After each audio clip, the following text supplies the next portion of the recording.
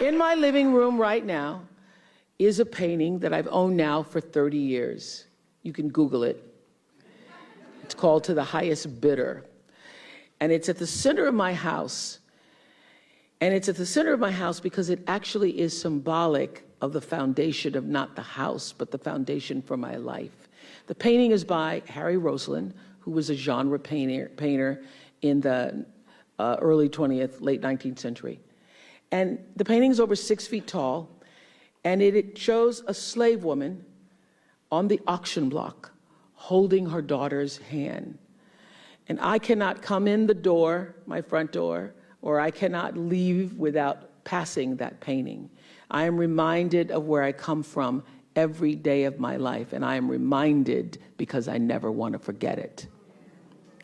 And in my library, I have a framed list of enslaved African-American people, remember I showed you, who were held in bondage on various plantations, listed in the ledgers alongside the cows and the horses and the buggies and the other property.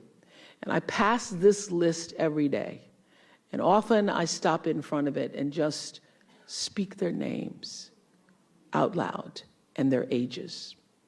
Jonas, 11 years old, $500. Sarah, 41 years old, $900. Elizabeth, 57, $800. And I force myself to consider the absurdity and the obscenity of prices being affixed to each one should they be placed up for sale. And I sometimes just pause before them with a prayer, particularly before I have to make a big decision about one of my companies or whether I move forward or whether I stay still. It reminds me, speaking those names out loud, not only of where I've come from, but how far I have to go because of them. And it reminds me that I am never alone. It reminds me of what I've come through to get through. And even when I find myself in settings where I am the only Black woman still, that kind of singularity, it doesn't make me uncomfortable. And I got to tell you, it never has made me uncomfortable. I walk into a room just as cool as you please. And to a man, the fellas stand or fall down on their knees. Because I've always known I was never anywhere God didn't want me to be.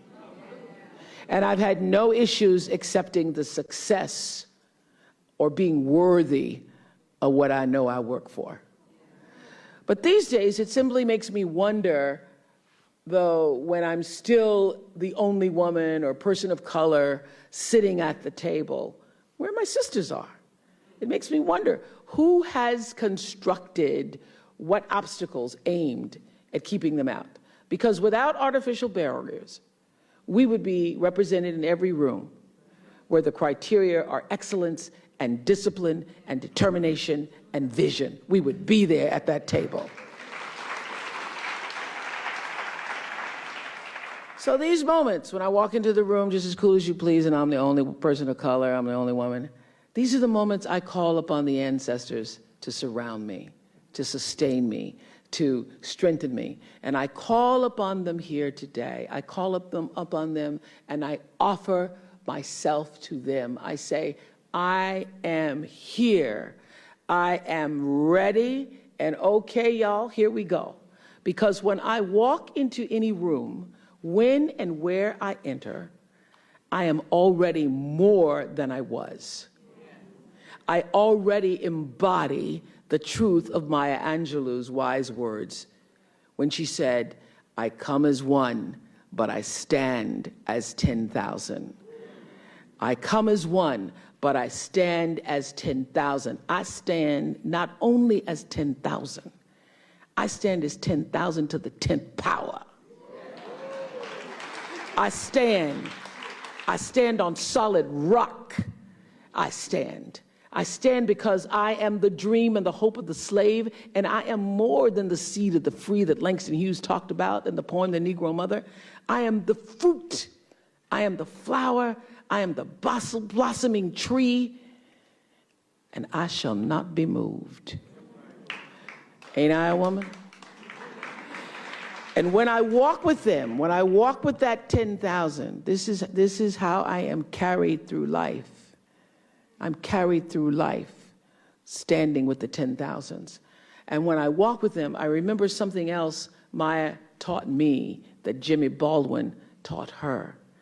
She used to say to me, baby, your crown has been paid for. All you got to do is put it on your head and wear it. So when we come into this museum, we get to see how the crowns were laid out for us. That's what you did for us, Lunny Bunch. You laid the crowns out so we can see in plain view. We get to see and feel that sense of connection to the past that allows us to step out of our history and step into a future that is brighter than any of them could have ever imagined.